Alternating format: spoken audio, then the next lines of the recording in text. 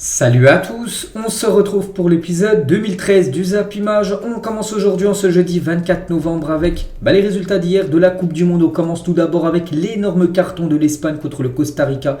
Les Espagnols se sont imposés 7-0. Donc 7-0 c'est quand même un match de Coupe du Monde énorme.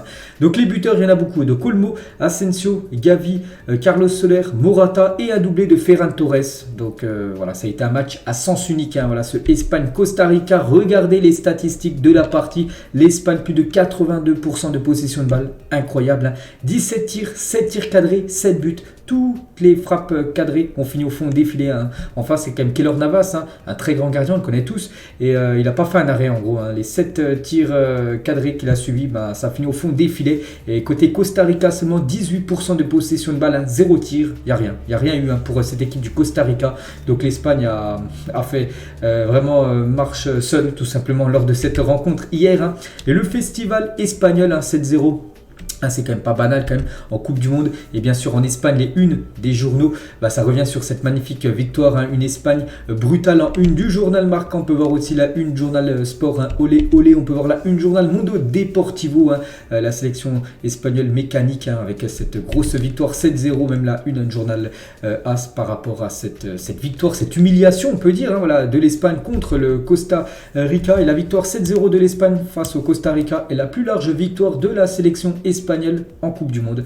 Donc un record de plus bien sûr pour cette sélection espagnole. Et la dernière fois qu'une équipe avait inscrit 7 buts dans un match de Coupe du Monde, tout le monde se souvient de ce match, c'était lors de la Coupe du Monde 2014. C'était en plus une demi-finale de Coupe du Monde et l'Allemagne avait infligé au Brésil, en plus c'était sur le territoire brésilien à 7-1. Donc voilà, quand même c'est énorme de marquer 7 buts lors d'une rencontre, bien sûr pour une équipe seule, lors d'un match de Coupe du Monde. Et ce n'est peut-être que le Costa Rica, mais l'Espagne a montré de très belles choses dans cette première période. On se régale. Par exemple, je sais pas, ça aurait été la France ou même l'Angleterre. Est-ce qu'ils auraient marqué autant de buts? Est-ce qu'ils auraient autant dominé qu'a dominé l'équipe espagnole? Pas sûr. Donc voilà, vraiment une équipe à prendre au sérieux, bien sûr. Cette sélection espagnole. Et on va parler du crack, le jeune Gavi que tout le monde maintenant connaît, il a 18 ans et c'est lui qui est élu homme du match de ce Espagne-Costa Rica. Félicitations au jeune Gavi. Et en plus il a été buteur, premier but en Coupe du Monde pour le jeune Gavi, 18 ans. Donc le plus jeune buteur espagnol de l'histoire de la Coupe du Monde s'appelle désormais Gavi. Donc majeur depuis août on le rappelle. Puis voilà déjà, première Coupe du Monde, premier match. Et premier but pour Gavi en plus, un but du pied droit, n'oubliez pas qu'il est gaucher, le jeune Gavi. Donc on va le féliciter, bien sûr, le jeune joueur du FC Barcelone. Et actuellement, avec son but, c'est le troisième plus jeune joueur de l'histoire de toutes les Coupes du Monde. Parce qu'il y a juste Manuel Rosas, un joueur mexicain. Et Pelé, les gars, 17 ans et 239 jours. C'est lui toujours qui a le record du plus jeune buteur en Coupe du Monde. Bon, Pelé avait marqué ce but, les gars, en finale quand même de Coupe du Monde. Donc c'était la Coupe du Monde 1958. Toujours avec l'Espagne, doublé hier soir pour Ferran Torres, qui rejoint les meilleurs buteurs de la Coupe du Monde avec 2 buts. Il y a 5 joueurs qui ont inscrit 2 buts dans cette Coupe du Monde, dont le joueur Ferran Torres, on le félicite. Il a quand même des belles stats du côté de la sélection espagnole. 16 buts en 32 sélections, soit un but tous les 2 matchs à 22 ans, plutôt pas mal. Ça du côté du Barça, je regarde souvent le FC Barcelone. Il n'est pas très efficace, il loupe de temps en temps des énormes occasions, mais du côté de l'Espagne, il est plutôt efficace. Vraiment, il a des très très belles stats, le joueur Ferran Torres. On va parler aussi d'un autre buteur, Alvaro Morata, ici officiel. Morata double Fernando Morientes et devient le 6e meilleur buteur de l'histoire de l'Espagne. Donc félicitations bien sûr Alvaro Morata. Toujours avec cette sélection espagnole, on va parler de Dani Olmo, ce joueur, ce numéro 21 qui est très bon, bien sûr on le connaît tous. Donc l'enchaînement contrôle plus petit piqué, c'est vraiment magnifique. Ce qu'a proposé Dani Olmo, c'était pour le premier but de la rencontre, un petit piqué devant Keylor Navas, un magnifique but bien sûr du joueur qui joue actuellement, je crois, du côté du RB Leipzig. Et regardez cette double photo tout simplement en haut. Donc Iniesta, Xavi et David Villa et la relève tout simplement. Donc Pedri, Gavi et Dani Olmo pour David Villa pour remplacer l'attaquant. Donc Dani Olmo. Donc voilà, la relève est dorée, la génération est dorée du côté de l'Espagne. Dani Olmo, les gars, il a obtenu la note de 8 sur 10 pour sa prestation hier. Donc Olmo déchaîné, Navas dépassé, Navas une note de 2 sur 10. Donc voilà, il a eu 7 arrêts à faire. Donc il n'a fait aucun arrêt, il prend 7 buts et bien sûr c'est une note catastrophique pour Keylor Navas, sale soirée pour le gardien du Paris Saint-Germain. 7, donc 7 buts pris pour Keylor Navas. Et Luis Enrique, le sélectionneur espagnol, il a dit: on jouera contre l'Allemagne de la même manière que ce soir. L'Allemagne est une grande puissance, ils peuvent nous battre, mais je n'ai aucun doute sur le fait que les joueurs aborderont le match avec le même état d'esprit conquérant que ce soir. Donc voilà, en plus le prochain match, c'est l'Espagne contre l'Allemagne. Donc voilà, il a dit, en gros il dit que son équipe jouera exactement pareil que ce qu'elle a joué hier, que contre l'Allemagne, avec un gros jeu bien sûr de possession. Tiens, on va parler de la Mannschaft, l'équipe allemande qui jouait contre le Japon, et là c'est une énorme surprise. L'Allemagne, les gars, battue contre le Japon 2-1. Incroyable, après la défaite de l'Argentine avant-hier, c'est l'Allemagne, les gars, qui tombe dès le premier match de cette Coupe du Monde pour eux. Donc Gundogan, buteur, côté allemand, contre Douan et Asano côté japonais, tout simplement. Les statistiques du match, donc l'Allemagne a beaucoup dominé, quasiment 75% de possession de balle, là aussi, une grosse pourcentage de possession de balle, mais voilà, le Japon a eu un quart du ballon, mais voilà, ils ont quand même réussi à mettre 2 buts, donc 11 tirs, 3 tirs cadrés, 2 buts pour le Japon qui a été efficace, alors que les Allemands ont plus de 25 tirs. 8 tirs cadrés, seulement un but, 7 arrêts quand même du gardien japonais qui a fait un énorme match. C'est aussi en grande partie grâce à lui que le Japon s'est imposé hier contre l'Allemagne. Et l'Allemagne à terre, tout simplement. C'est vrai que c'est une énorme surprise quand même, l'Allemagne. N'oubliez pas que c'est quand même une énorme équipe voilà, sur la scène mondiale. Puis là, battu dès le premier match tout simplement de cette Coupe du Monde. Et l'Allemagne est le premier pays européen à connaître la défaite dans cette Coupe du Monde. Avant les matchs, bien sûr, d'aujourd'hui, c'est vrai qu'il n'y avait toujours eu aucune défaite pour les pays européens. Voilà, c'est l'Allemagne, le premier, on va dire, à tomber en tant que pays européen. Et l'Allemagne a perdu ses 2 derniers matchs d'ouverture en Coupe du Monde. Ça a été la même chose en 2018 lors du premier match. Ils avaient joué contre le Mexique, ils avaient perdu 1-0. En plus, ils avaient le titre de champion du monde en titre. Vous avez gagné en 2014. Et là, de nouveau, battu contre le Japon. N'oubliez pas qu'en 2018, ils avaient sorti dès les poules. Donc voilà, quand tu commences avec une défaite, bon, c'est pas encore cuit, on va dire, pour l'Allemagne. Mais bon, là, ça semble très compliqué, surtout qu'ils jouent contre l'Espagne. Le prochain match, si c'est une défaite, ça sera fini déjà pour la Mannschaft. Et c'est vrai que si on regarde le match d'hier et le match contre la Corée, c'est que l'Allemagne a beaucoup de mal contre les pays asiatiques. Contre la Corée en 2018, où la Corée s'est imposée 2-0 contre les Allemands, il y a eu 74% de possession de balle pour l'Allemagne. Et c'est la Corée qui s'est imposée hier, 73,8% de possession de balle pour l'Allemagne. Et c'est le Japon qui s'impose 2-1 contre les Allemands. On peut voir Hansi Flick complètement dépité à la 83e minute, juste après le but japonais, le but du 2-1. Il se dit non, ça ne va pas refaire la même chose qu'en 2018, même si ce n'était pas lui le coach, bien sûr, de la Mannschaft. Il avait vu l'épopée de l'Allemagne en 2018. Thomas Müller, les gars, après la défaite de l'Allemagne face au Japon, quand vous voyez la façon dont on a concédé les buts, on ne peut pas dire que ce soit une défaite imméritée. Et toujours plus, je pense qu'il nous faudra 2 victoires. Oui, c'est vrai qu'il faudra 2 victoires. Le problème, c'est que bon, tu as le Costa Rica, peut-être ça pourrait le faire. Pour l'Allemagne, ce sera le 3e match, mais surtout le prochain match qui est très important, c'est l'Espagne. Il faudra s'imposer. Bon, l'Espagne voudra aussi s'imposer. Donc voilà, ce qu'attend bien sûr ce match avec énormément d'enjeux, ce Espagne-Allemagne dans quelques jours. Et l'Allemagne a perdu autant de matchs en phase de groupe de la Coupe du Monde lors de ses 4 derniers matchs, donc 3, que lors de ses 8 tournois entre 86 et 2014 combinés. C'est vrai que Marseille. L'Allemagne, les gars, s'enchaîne les défaites en Coupe du Monde. Et n'oubliez pas qu'ils ont quand même remporté 4 Coupes du Monde dans le passé. C'était une énorme team. Puis là, ils ont beaucoup de mal quand même depuis la Coupe du Monde 2014 remportée. Et 2 des favoritons dès leur premier match. Donc l'Allemagne, on apparaît, et aussi l'Argentine. Donc c'est incroyable, 2-1. Ça a été en plus le même scénario impensable. N'oubliez pas que cette affiche, Allemagne-Argentine, c'était quand même l'affiche de la finale de la Coupe du Monde 2014, remportée par les Allemands. Puis là, les deux perdent leur premier match. Bon, c'est pas encore cuit, mais il faudra gagner bien sûr les 2 derniers matchs pour pouvoir avoir l'espoir de se qualifier pour les 8e. Et du coup, je l'ai dit, l'Allemagne affrontera l'Espagne au prochain match. Donc, il n'y aura pas le droit à l'erreur, bien sûr, pour la sélection de la Mannschaft.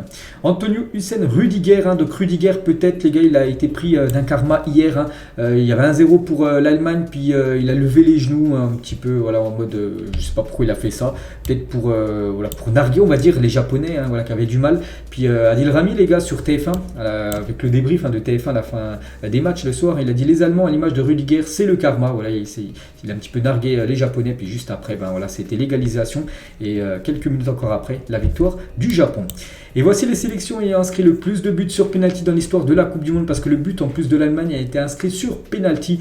Donc c'est Gundogan qui a inscrit le penalty. C'est déjà le 11e but inscrit sur penalty pour l'Allemagne en Coupe du Monde. On peut voir que la France, c'est 13 buts sur penalty. L'Espagne, c'est eux qui ont le record, 15 buts inscrits sur penalty. Âgé de 18 ans et 2 jours, Youssoufa Moukoko fait son entrée en jeu. Le jeune Moukoko, les gars, a joué les 5 dernières minutes de cette rencontre hier. Donc c'est ses premières minutes, bien sûr, en Coupe du Monde pour le jeune joueur du Borussia Dortmund. Et toujours sur ce Allemagne-Japon, on a aussi beaucoup parlé de l'avant-match quand les Allemands ont fait la photo d'avant-match. Donc les joueurs allemands se sont couverts la bouche sur la photo d'équipe en protestation aux menaces de sanctions sportives de la FIFA concernant le port du brassard One Love au Qatar. Donc ça a beaucoup fait parler. On peut voir là qu'ils ont tous mis une main sur la bouche pour protester, comme j'ai dit, concernant le port du brassard que les sélections ne peuvent pas porter tout simplement. On peut voir aussi le communiqué bien sûr du Twitter officiel bien sûr de l'Allemagne. C'est ce qui arrive quand on se concentre pas sur le football, tout simplement de perdre le match à la fin. Voilà ce qu'a pu mettre cette personne sur Twitter. Et avant le coup d'envoi Allemagne-Japon, l'un des arbitres du match est quand même allé vérifier si le brassard de Manuel Neuer ne portait pas l'inscription One Love qui est interdit. Donc il est bien parti voir, il n'y avait pas bien sûr ce One Love, sinon il aurait pris directement un carton jaune tout simplement Manuel Neuer. Et Nancy Faeser, donc la ministre fédérale allemande en tribune avec un brassard One Love aux côtés de Gino Infantino, le président de la FIFA qui était présent pour ce match Allemagne-Japon. Et cette ministre fédérale allemande, elle portait le brassard. Bon, elle a peu de carton jaune, bien sûr, vu qu'elle était seulement venue voir la rencontre. Et du côté de l'Allemagne, bien sûr, il y avait des écrans géants et c'est une énorme déception pour les supporters de l'Allemagne. Après l'échec en 2018, là, ils commencent directement avec une défaite. Donc ça avait pourtant bien commencé 1-0 à la mi-temps. En plus, l'Allemagne est surdominée cette équipe du Japon. Puis à la fin, on peut voir bien sûr le visage très triste des supporters allemands. Mais du côté du Japon, c'était totalement l'inverse. Cette vidéo géniale en plein centre de Tokyo, au célèbre passage piéton de Shibuya. Les Japonais célèbrent leur magnifique victoire face à l'Allemagne. C'était la nuit, tout simplement, au Japon, bien sûr, lors du match hier. Puis il y avait beaucoup de monde. Tout le monde était dans la rue pour fêter cette victoire historique contre cette équipe de la Mannschaft. Et les supporters japonais étaient en place. Il y avait beaucoup de supporters, bien sûr, japonais pour cette rencontre. On peut voir par exemple, ces supporters japonais ont trollé les joueurs allemands par rapport, vous savez, à la photo d'avant-match. Regardez ce qu'ils ont pu faire. Voilà quelques autres photos. J'aime bien vous montrer les photos des supporters, bien sûr. Donc voilà quelques photos des supporters japonais. Pour Luigi, pour cette Coupe du Monde. Ce supporter aussi japonais remercie son patron de lui avoir donné 2 semaines de congé pour aller à la Coupe du Monde. Il a été filmé, donc tant mieux pour lui. En plus, son équipe, bien sûr, le Japon s'est imposé. Et comme d'habitude, très disciplinés, les supporters japonais ont nettoyé les tribunes après leur victoire face à l'Allemagne. Donc voilà, ils ont resté de longues minutes après le coup de sifflet final et ils sont partis nettoyer tout simplement les tribunes. Il avait déjà fait lors du match d'ouverture Qatar-Équateur. Ils étaient venus voir, il y a des supporters japonais qui étaient venus voir cette rencontre. Ils l'ont fait également, bien sûr, après le match cette fois-ci de la sélection japonaise. Et la même chose pour les joueurs, c'est toujours très clean. Regardez, après leur victoire face à l'Allemagne, les Japonais ont rendu leur vestiaire dans un état impeccable. Regardez, il n'y a rien qui est resté, tout est bien rangé, tout est bien nettoyé. Ils avaient déjà fait ça aussi en 2018, je me souviens. Même quand le match ils avaient perdu, ils avaient aussi tout rangé. Donc voilà, c'est toujours très impeccable, très discipliné, bien sûr, que ce soit les joueurs, les supporters, tout le monde du côté du Japon. Et le Japon devient la première nation à renverser comme l'Allemagne en Coupe du Monde après qu'elle ait été menée au score depuis 1994. Quand l'Allemagne mène en Coupe du Monde, c'est très compliqué à renverser le match. Chose faite par les Japonais, et ça faisait plus de quasiment 30 ans que ce n'était pas arrivé. Des similitudes entre la contre-performance de l'Allemagne et celle de l'Argentine hier. Les deux équipes menaient à 0 à la pause assez tranquillement. Ils sont juste revenus des vestiaires peut-être trop tranquillement et voilà, ils sont punis. C'est vrai que ça a été le même scénario, 1-0 pour l'Argentine et l'Allemagne à la 45e minute. Puis du coup, ils ont perdu le match en deuxième période, 2-1. Et chapeau bas au coach, au sélectionneur du Japon qui a proposé une très belle prestation face à l'Allemagne. On peut le féliciter bien sûr à ce sélectionneur japonais parce que c'est lui qui a mis sa tactique en place. Puis ça s'est plutôt bien passé pour lui. Et on va aussi féliciter l'homme du match, c'est le gardien bien sûr du Japon qui a réalisé, je vous ai dit, 7 arrêts, 8 tirs cadrés de l'Allemagne. Il a eu un but pris, donc 7 arrêts quand même du gardien japonais qui remporte ce prix d'homme du match. Félicitations à lui. Et une Coupe du Monde avec de vrais gardiens, donc ça à l'ouest, donc le gardien de l'Arabie Saoudite, Ochoa, ou même Gonda, donc le gardien japonais, ils ont tous reçu le prix d'homme du match en étant gardien. Et le réalisme nippon, j'ai dit, c'est 3 tirs cadrés, ça fait 2 buts pour le Japon, bien sûr. Félicitations à cette équipe. Et du coup, le classement de ce groupe E, donc l'Espagne-Japon en tête. Bon, l'Espagne devant, vu qu'ils ont marqué plus de buts. Donc l'Allemagne-Costa Rica, donc le prochain match Espagne-Allemagne. Donc si c'est une défaite pour l'Allemagne, les gars, ça sera très compliqué. Bon, ils pourront encore même s'il pourra encore se passer, mais bon, il faudra gagner absolument contre le Costa Rica. Et après, il faudrait qu'il y ait un match nul ou je sais pas, une défaite. Bon, voilà, de toute façon, il faut gagner, tout simplement pour l'Allemagne. Bon, l'Espagne, les gars, bien parti quand même. En plus, avec un goal average de plus 7 pour l'instant, ce serait une catastrophe si l'Espagne, bien sûr, et vu comment ils proposent, ce que propose l'Espagne, c'est quasiment sûr qu'ils accéderont en 8e. On va parler d'un autre groupe, les gars. Donc, Belgique contre le Canada, c'était hier soir. J'ai regardé le match.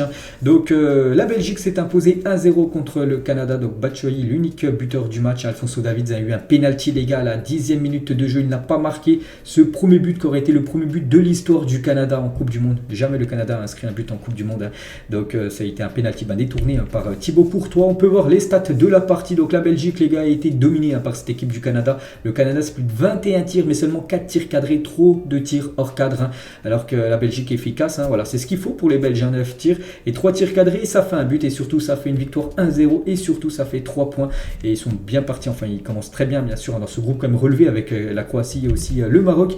Et le réalisme belge, voilà, 9 tirs, 3 tirs cadrés et un but. Donc voilà, il faut être réaliste. C'est à chaque fois ça dans le football, bien sûr, ce qui fait la différence. Et en s'imposant contre le Canada 1-0, la Belgique a remporté son 8e match d'affilée en phase de groupe quand même de la Coupe du Monde et a égalé le record du Brésil. Ça fait comme 8 matchs d'affilée qui gagnent en phase de poule. Je vous parle cette sélection belge. Ils avaient fait carton plein en 2018, ils avaient aussi gagné en 2014, donc félicitations bien sûr à la Belgique. Et les stats de la Belgique lors des derniers matchs de Coupe du Monde 2014, 2018, 2020, donc 13 matchs, 11 victoires et 2 défaites. Donc en gros, quand ils se sont fait éliminer contre l'équipe de France en 2018, en demi-finale, puis en 2014, je ne sais plus qui les avait éliminés. Je crois que c'était l'Argentine qui les avait éliminés lors des matchs élimination directe, lors de la Coupe du Monde qui se déroulait au Brésil. L'homme du match, les gars, c'est Kevin De Bruyne qui a été élu homme du match de ce Belgique-Canada. Voilà, donc félicitations à Kevin De Bruyne. Mais il est plutôt surpris de recevoir ce prix d'homme du match. Il a dit: je ne pense pas avoir joué un bon match. Je ne sais pas pourquoi j'ai reçu ce trophée d'homme du match. Peut-être à cause de mon nom. Bravo au Canada. C'est vrai, peut-être à cause de son nom. Kevin De Bruyne, une superstar, bien sûr. C'est qu'il n'a pas fait non plus un énorme match et il remporte ce prix. Bon, tant mieux, voilà, pour lui. Mais bon, il est un peu surpris. Mais bon, on peut voir qu'il y avait sa famille qui était bien sûr présente pour cette rencontre hier. Toujours sur cette rencontre, on va parler de Thibaut Courtois qui aurait pu peut-être recevoir ce prix d'homme du match parce qu'il sort quand même un penalty. Donc l'arrêt de Thibaut Courtois sur le penalty de Davids. Donc Thibaut Courtois, les gars, niveau pourcentage d'arrêt en penalty, c'est plutôt pas mal. Il a repoussé 5 des 9 penalties qu'il a subis en 2022 sur un taux de réussite de 56%. Donc un penalty sur 2 en 2022. Mais il a arrêté comme Thibaut Courtois, bien sûr, avec la Belgique et le Real Madrid. Donc félicitations à Thibaut Courtois, le meilleur gardien actuellement au monde. Vous savez qu'il a remporté le trophée Yashin. Et Courtois a arrêté un penalty d'Alphonso Davids qui n'arrive donc pas à inscrire le premier but de l'histoire du Canada en Coupe du Monde. Comme je l'ai dit tout à l'heure, le Canada c'est toujours 0 but dans son histoire en Coupe du Monde. Thibaut Courtois, il a dit: sur TF1, ils ont plus frappé au but, mais c'est le foot. Sur une Coupe du Monde, c'est important de gagner. Si on veut arriver loin, notre foot doit s'améliorer. Voilà ce qu'il a pu dire. Thibaut Courtois par rapport à la prestation, bien sûr, de la Belgique hier. On peut voir qu'il a obtenu une belle note de 7 sur 10 aujourd'hui. Dans le journal L'équipe, on peut voir que Carrasco, une note catastrophique, une note de 2 pour le joueur belge. Batshuayi, les gars, l'unique buteur de la rencontre avec la Belgique, c'est plutôt pas mal comme ces statistiques. 72 matchs et 35 buts et 18 passes décisives. Voilà, c'est quand même des stats très très corrects, comme pour l'ancien attaquant de l'OM. Eden Hazard, les gars, qui est interviewé sur RMC Sport à la fin du match, sur le brassard One Love, voilà, que les sélections ne peuvent pas porter. Et le geste de l'Allemagne, où ils ont mis leur main sur la bouche. Donc il a dit: je ne suis pas à l'aise d'en parler parce que je suis là pour jouer au foot, concernant le brassard. Et concernant l'Allemagne, ils auraient mieux fait de ne pas le faire et de gagner. Donc voilà, vu qu'on sait que l'Allemagne, on parlait tout à l'heure, ils se sont inclinés. Et côté Canada, donc le XG, donc en gros c'est plus les occasions en gros. Donc la Belgique avait 0,66. Donc plus c'est haut, plus tu as de chances de marquer, en gros plus tu as d'occasions. Et du coup, la Belgique a un petit XG avec un 0,66 alors que le Canada 2,34. Ils n'ont pas marqué de but. C'est incroyable. Le Canada est la première équipe de la Coupe du Monde depuis 78 à tenter au moins 20 tirs et un penalty sans marquer de but. Les dernières victimes de la malédiction de Drake. Pourquoi malédiction de Drake, les gars? Parce qu'à chaque fois que Drake pose avec un footballeur, il avait posé avec le maillot du Barça. On avait pu voir en Ligue des Champions ce qui s'est passé, tout ça. En gros, l'équipe échoue. Donc ça tourne au flop. Donc n'oubliez pas que Drake, bon après il soutient bien sûr le Canada vu qu'il est canadien. Et pas de penalty selon vous? Ben oui, penalty, c'est vrai que le Canada aurait pu bénéficier de 1 voire 2 penalty de plus dans cette partie, surtout sur cette faute de Axel Witsel. Regardez, il touche totalement le pied de ce joueur canadien, aucune faute, l'arbitre n'a rien dit. Et pour rappel, l'arbitre les gars de cette rencontre, c'est lui, un arbitre pour ceux qui avaient regardé la CAN, tout le monde se souvient les gars. Donc pour rappel, l'arbitre de ce match est Johnny Sikaouze, lui qui avait arbitré Tunisie-Mali lors de la CAN 2021. Il avait notamment sifflé la fin du match à la 85e minute. C'est incroyable, vous savez qu'un match dure 90 minutes plus du temps additionnel. À la 85e minute et 12 secondes, il restait comme 5 minutes de jeu, il avait arrêté la rencontre. Donc il avait dit qu'il avait mal à la tête parce qu'il y avait le soleil qui lui tapait sur la tête. Donc c'est lui qui a arbitré quand même le match hier entre la Belgique et le Canada. Donc on ne comprend pas pourquoi il a été arbitre bien sûr de cette rencontre. Et toujours tiens avec le Canada les gars, le capitaine du Canada Hutchinson aligné contre la Belgique donc hier soir est devenu le plus vieux joueur de champ de titulaire de l'histoire de la Coupe du Monde à 39 ans. Donc félicitations bien sûr à cette légende canadienne. Et les supporters canadiens étaient venus en nombre, voilà, ils étaient présents, mais bien sûr ils ont été déçus par rapport à cette défaite hier. L'autre match dans le même groupe que le Canada et la Belgique, c'est le Maroc contre la Croatie, c'était hier matin 11h.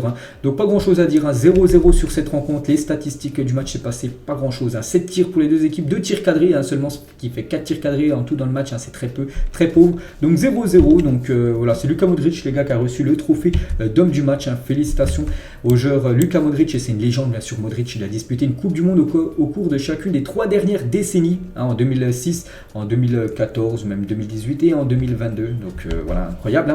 Modric, les gars, le premier joueur de l'histoire à avoir disputé à la fois l'Euro et la Coupe du Monde au cours de 3 dernières décennies différentes. Bien sûr, si on rajoute aussi l'Euro. Et il y a eu 0-0 lors de cette rencontre. Et lors de la Coupe du Monde 2018, il n'y a eu qu'un seul match nul, 0-0 pendant tout le tournoi. Et actuellement, on est déjà à 3-0-0. Il y a eu ce match.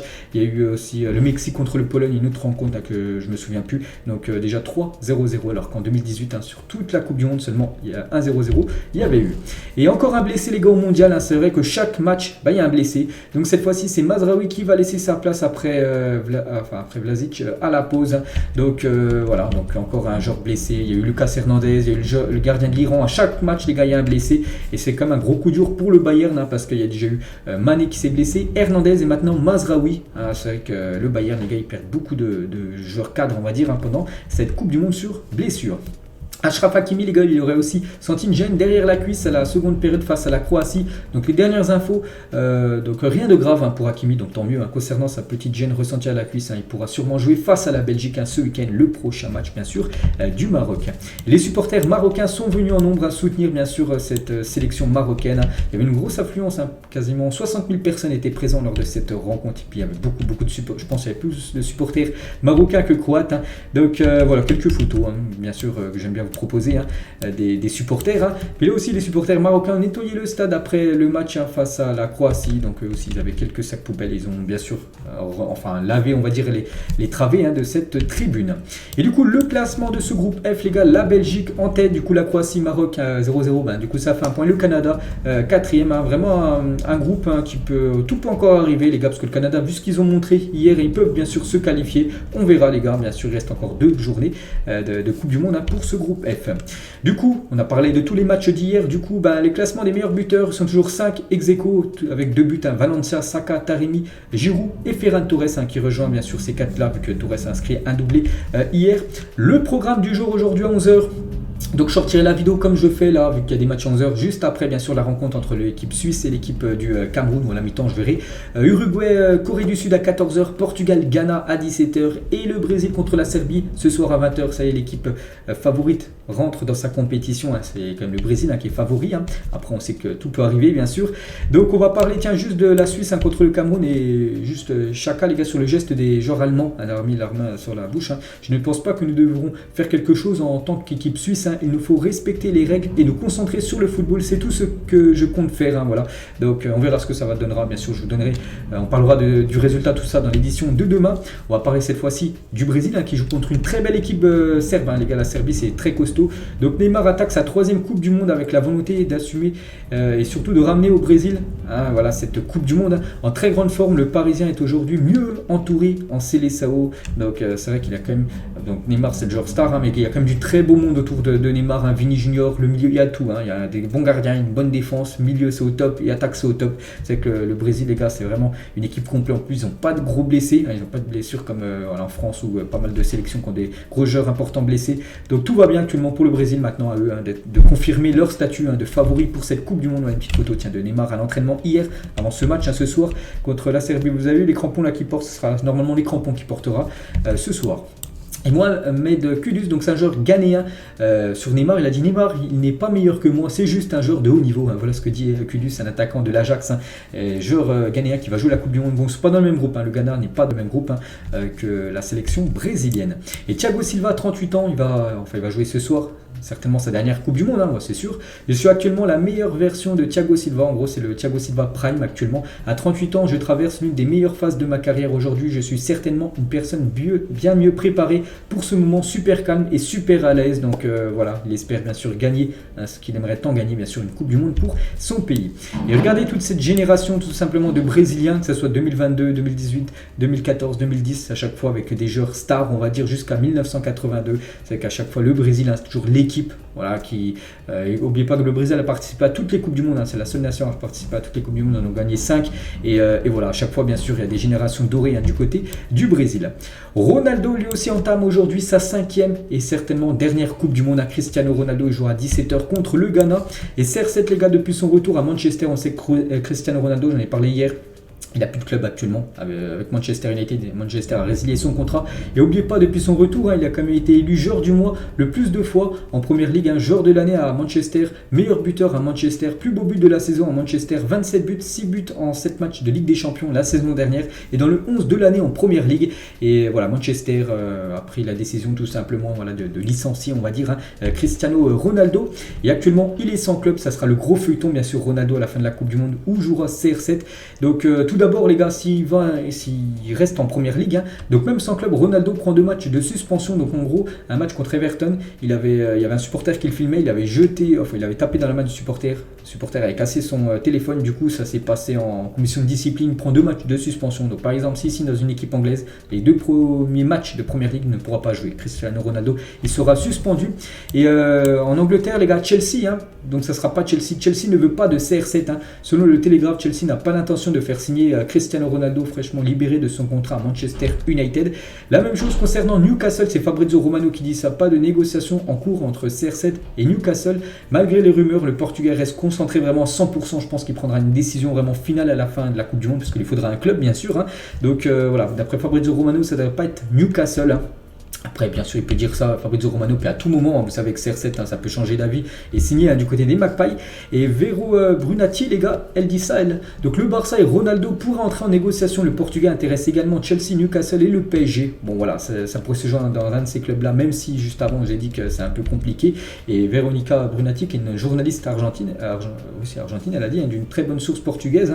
Donc le Barça a pratiquement, on va dire, bouclé l'arrivée de Ruben Neves et Ronaldo pourrait entrer dans la négociation. Donc voilà ce que dit cette journaliste argentine ou argentin, bref, que Ronaldo, les gars, peut être une option pour le FC Barcelone tout simplement. Donc on verra. C'est vrai qu'il peut signer les 6 derniers mois, par exemple comme avait fait Adama Traoré ou comme Daniel Alves la saison dernière, de janvier jusqu'à juin, ça peut être fait. Et imaginez les gars, Ronaldo au Barça, en plus il jouerait contre Manchester, ce serait tout simplement incroyable. Une petite photo montage de Ronaldo avec le maillot Blaugrana. Et selon vous, dans quel club Cristiano Ronaldo va-t-il rebondir avec tous ces clubs là ou plus le Barça? Bon, on verra les gars, ce sera quoi le choix de CR7. Et Bruno Fernandes, il a dit par rapport à Ronaldo, hier il était en conférence de presse, Bruno Fernandes, avant le match contre le Ghana cet après-midi. Donc Ronaldo n'a pas parlé avec moi de sa décision de quitter Manchester United. Et Manchester, bien sûr, va essayer de trouver un remplaçant. Donc ils explorent déjà le marché pour trouver un attaquant en janvier pour remplacer tout simplement le légendaire CR7. Et on finit aujourd'hui les gars avec une info concernant l'équipe du Sénégal qui joue demain à 14h contre le Qatar, deuxième match bien sûr. Et Aliou Cissé devrait mettre Edouard Mendy sur le banc pour le match du Sénégal contre le Qatar. N'oubliez pas qu'il n'a pas été bon, Edouard Mendy, alors du match contre les Pays-Bas. Donc Boulaïdia devrait aussi lui laisser sa place dans le 11 à Bamba Dieng. Donc voilà, normalement 2 changements. Bon, c'est pas encore officiel, mais d'après ce qui se dit, Mendy les gars et Boumba Dia les gars devraient commencer sur le banc. Et concernant Edouard Mendy qui est quand même le grand gardien bien sûr de cette sélection sénégalaise, donc devrait être sur le banc face au Qatar et sur le Twitter Football Log hein.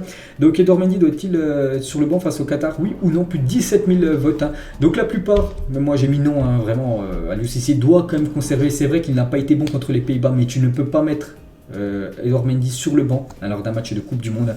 Donc on verra bien sûr ce sera quoi la décision finale d'Aliou Cissé. Et vous, qu'est-ce que vous en pensez tout simplement? Est-ce qu'il doit être sur le banc par rapport à sa contre-performance qu'il a fait hein, contre le Pays-Bas, ou Aliou Cissé doit de nouveau le remettre titulaire? Donc voilà les gars tout ce que j'avais à dire aujourd'hui. Donc comme d'habitude quasiment que de la Coupe du Monde hein. Donc il y a aussi pas mal d'infos. Donc ce soir je pense refaire comme ce que j'ai fait hier les gars, un deuxième épisode un peu plus court bien sûr, et avec toutes les autres infos bien sûr de cette journée, hein, parce qu'il y a tellement d'infos bien sûr actuellement qui se passent dans le monde du football. Allez, moi je vous laisse une bonne journée de Coupe du Monde hein, pour tous ceux qui vont regarder les matchs. On se retrouve certainement ce soir. Ciao à tous.